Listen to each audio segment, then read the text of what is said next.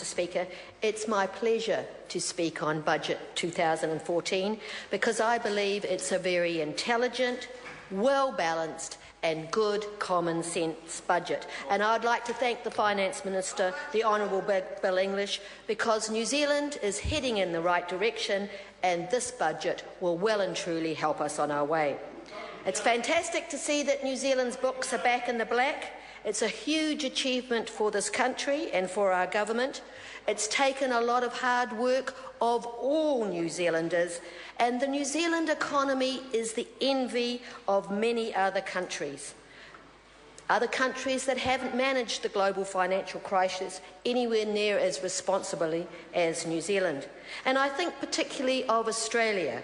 Australia always considered the lucky country, but unfortunately with the Labor Green overspending, and I have to say it was interesting to hear that David Cunliffe had supported that spending and actually held it up as a model for New Zealand to follow. With the Labor Green underspending, overspending has forced the new government to slash government spending with very painful consequences, and I hope New Zealand never gets into that situation. Here, our economy is growing. It's growing at about 4%. Wages are rising faster than inflation, and this budget provides more money for families, for children, and for our most vulnerable. The $500 million package for young family includes the GP visits for those under 13 at no charge, extended paid parental leave, and the parental tax credit, and more money for early childhood education and vulnerable children. I think it's a budget that's supported by most New Zealanders, and I and they consider that this is money very well spent. But as the MP for Christchurch Central, I'm mostly interested in the budget funding for the rebuild and recovery as Christchurch. From the very first earthquake, this government has supported Cantabrians, and now, over 12,000 earthquakes later, it's good to see that the money is still coming. The rebuild is estimated to cost $40 billion, and this government has committed $15.4 billion of that expenditure. But in addition, this budget provides for support and services for that the Canterbury community needs right now. Firstly, it's good to see $13.5 million for community wellbeing. Now, that's to continue the earthquake coordination service, to support about 5,000 families, and counselling services that will provide for about 250 new clients every month. It also includes the ongoing funding for the 0800 support phone line, so that there's always someone at the end of the phone to help when people need it.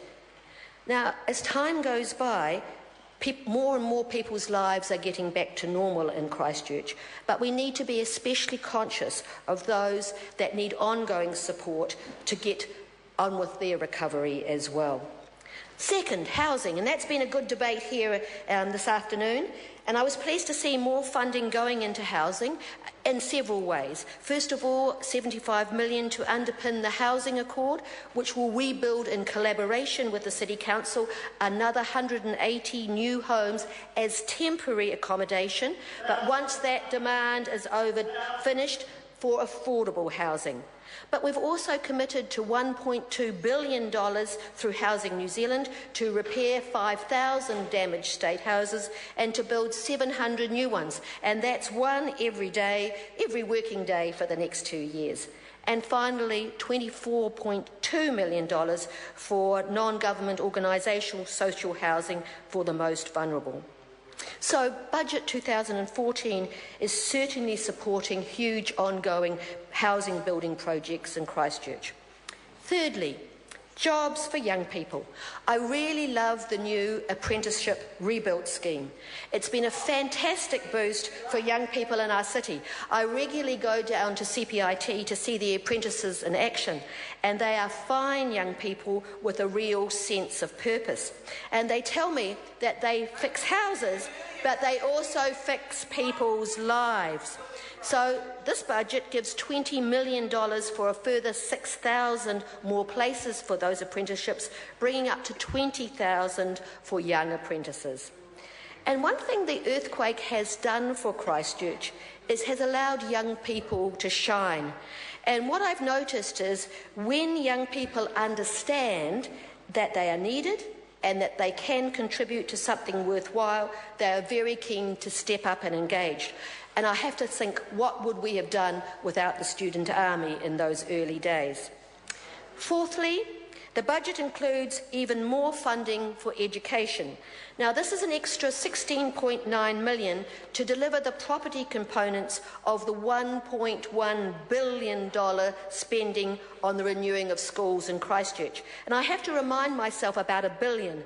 $1 billion is 1,000 million. So this is $1,100 million worth of money to rebuild our schools. And that's particularly exciting to me as an ex-teacher, because Christchurch has always had great schools and very good teachers.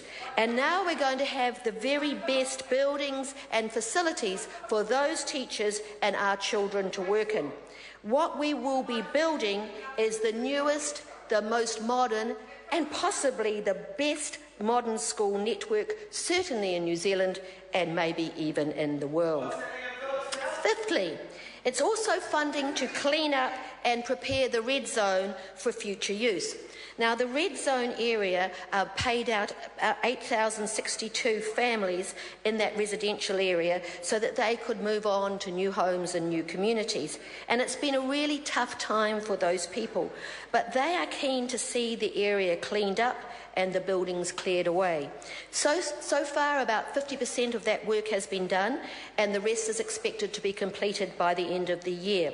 But there's already heaps of bright ideas coming out of the community about how that land could be used, maybe as wetlands for conservation or drainage, for sport or recreation, for mahinga kai, and very soon there will be a public consultation process where everybody can be involved, everybody can have their say, and make sure that we make the most of this piece of land. It's a fantastic piece of land. It goes all the way from Hagley Park right to the sea.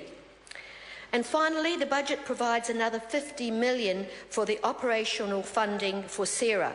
Now, that's to coordinate the rebuild and to deliver on the anchor projects that were outlined in our Christchurch City Recovery Plan. The Christchurch City rebuild is a high priority for this government, and we're very aware of the challenges of living in that city. And we appreciate the work that everyone does, actually every day, towards the rebuild and the recovery. We seem to be all dodging roadworks, supporting our neighbours, patronising new businesses, and being staunchly Cantabrian. And this government is supporting that by putting their money where their mouth is, spending $9 million every working day on our rebuild, delivering on the anchor projects and bringing government departments back into the city to support commercial development. So there's a lot happening in the city, with 200 new buildings alone within the 4 avenues, and it's beginning to develop very fast and very excitingly. I want to thank Bill English for an excellent budget and for supporting Christchurch and Canterbury.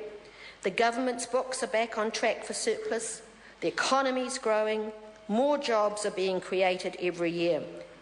And I think the John Key-led government has managed the international downturn really well. And now it's our job to manage the upturn equally as responsibly.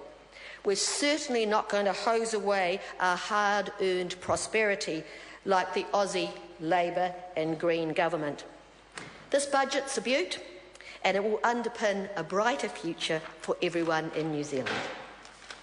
Mr. Speaker. The Honourable Ruth Dyson. Mr. Speaker, I want to acknowledge the member who's just resumed his seat, and particularly her comments about the high quality